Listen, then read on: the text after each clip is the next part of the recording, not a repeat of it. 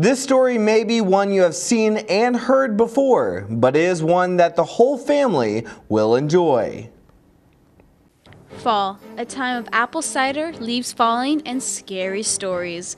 One suspenseful story that has transcended over time is the legend of Sleepy Hollow. From the listless repose of the place and the peculiar character of its inhabitants, who are descendants from the original Dutch settlers, this sequestered glen has long been known by the name of Sleepy Hollow.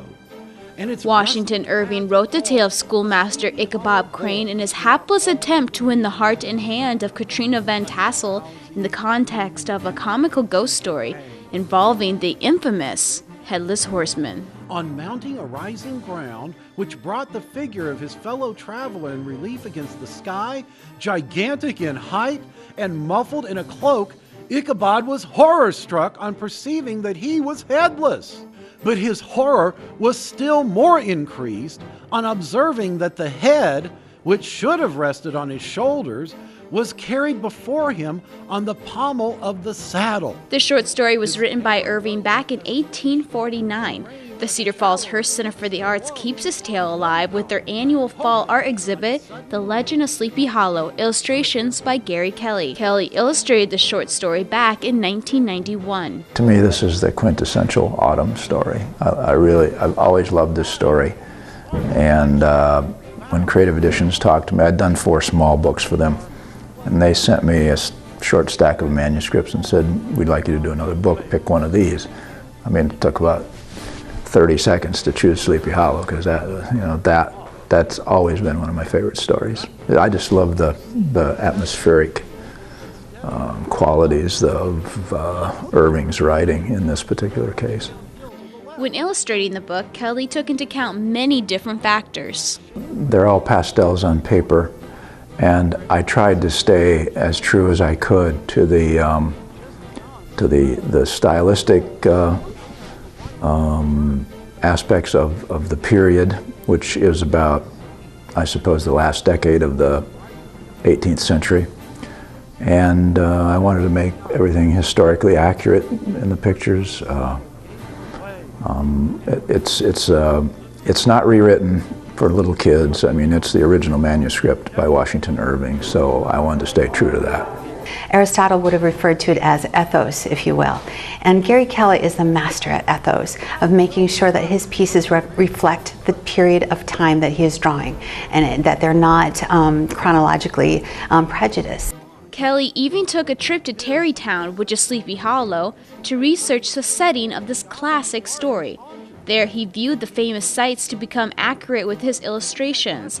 Such sites include the cemetery, restored barns, and the infamous bridge that Ichabod had to run across in order to escape the Headless Horseman. The bridge, like I said, has been rebuilt to what they assume would be the specs from that period. It's not a covered bridge. All my research, and I dug and dug, could not tell me that covered bridges were common or even invented in that part of America at that time period. So unlike the Disney version or the Johnny Depp version, it would have been highly unlikely that there was a covered bridge in the story. There's a bridge, but not a covered bridge. All Kelly's work made the story come alive to readers who have viewed this story over the last 20 years. Not long after the James and Merrill Hearst Center for the Arts was built, they pulled funds together to buy Kelly's collection. The Art Center went to various local businesses and got them to sponsor one piece of the collection. By doing this, they not only added beautiful artworks to their collection, but also managed to keep them all together. I'm happy that the Hearst Center decided they wanted to own the entire collection, because it's nice to have it all together in a place where I can come and visit. I have, like I said, probably 20-some additional books to this one, and there are no others that are in one place. Like, you know, people will buy some of the originals sometimes, and they scatter. So they're never together like this, and so that's what makes this special. Even though this exhibit is shown every year, it still manages to bring in new fans annually. We get new people every year for this exhibit, especially, the younger people, the children come, the 5, 6, 7, 8-year-olds, they come and they're just so drawn into it. It's really kind of, I don't know, it's kind of like addicting. It has an addicting quality because it's such an unusual ethereal presence. It's something about the light, it's something about just the masterful spirit that you can feel Washington Irving's presence in these pieces. And I think that's what the children really relate to. It's something that just reaches out to them as young people and really gets them inspired, which we love to read, because they can pick up the book then and read the words of Washington Irving. So we love that. We love that connection because, well, James Hearst was a farmer poet. So our ministry or mission or what have you has always been to connect with the written word, not only visual arts, but the literary arts. The Legend of Sleepy Hollow exhibit is shown in the fall annually and typically starts before Halloween and goes through to December 1st. The old country wise, however, who are the best judges of these matters, maintain to this day that Ichabod was spirited away by supernatural means, and it is a favorite story often told about the neighborhood round the winter evening fire. The bridge became more than ever an object of superstitious awe, and that may be the reason why the road has been altered of late years, so as to approach the church by the border of the mill pond.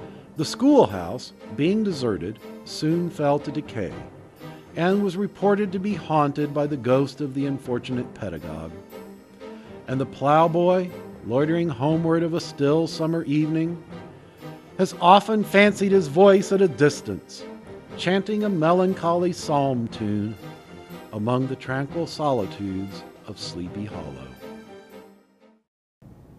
The Legend of Sleepy Hollow will be on exhibit at the Hearst Center from October 9th through November 3rd.